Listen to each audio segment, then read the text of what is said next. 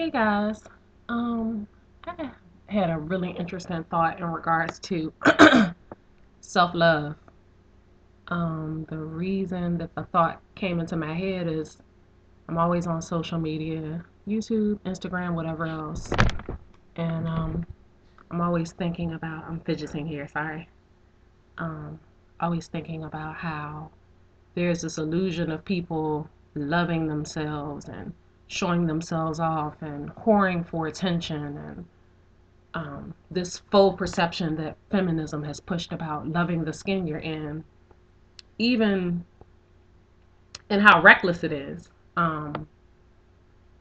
especially as it relates to the black community in particular. I think about how there are so many black women who are obese and overweight that it's not that you should hate yourself because we know that obesity is a condition, but there's this false sense of self-esteem that somehow they're thick or they're curvy, but the excess weight is to their detriment, or them being so fixated with keeping the weight on for fear that if they drop the weight, they won't be able to get a man.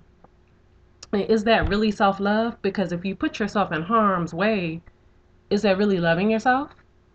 Um, if you really love yourself and you love your children, why would you put yourself in that type of position that if you do get sick as a result of having that excess weight on you, to have them stressed out taking care of you and providing for your needs because you've essentially let yourself go?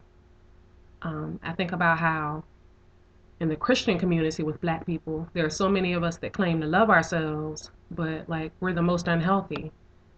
Typically, when you pass by a church, the fattest, most obese people will chastise a kid for having tattoos or piercings, talking about their body as a temple, but yours is too, and you're obese or overweight, and you eat terrible.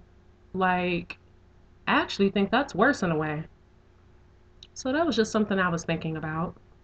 I just wanted to keep it short and sweet. Sometimes I'm going to have these random musings of stuff that's swirling around in my head, and I just think people need to think in a manner that's more critical. And I think we need to start doing more introspection and stop trying to deflect and really work on ourselves because this shit I see when I walk down the street makes me sad. There's no reason for someone to be professing how thick and curvaceous they are, but you can't get up a flight of steps going up the train, going up the steps from the train station, or you can barely get down the block because you waddle.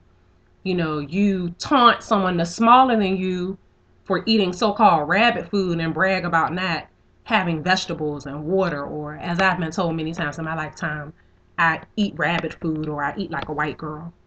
And I think something has to change with that. I think there are so many people I've come across in the past, maybe I guess 10 years, that are passing away that aren't even making it to the age of 60. Like, I've had childhood friends who've passed away in recent years. I'm knowing people in their 40s and 50s that are passing away from heart attacks and strokes. And I just think like some sort of personal accountability needs to be taken. You can claim you have a shape all you want to, but being shaped like Taz or a trapezoid or a isosceles triangle is not the business. I think something is going to have to happen where we have to have this understanding that you can be fit and have a nice body and still be able to do all that you need to do, instead of thinking that as a woman being overweight, you're like this martyr and, using the fat as a shield or as this badge of honor, so to speak, it seems, that's going on in the black community. That's all I wanted to say. I'm going to go now. Peace.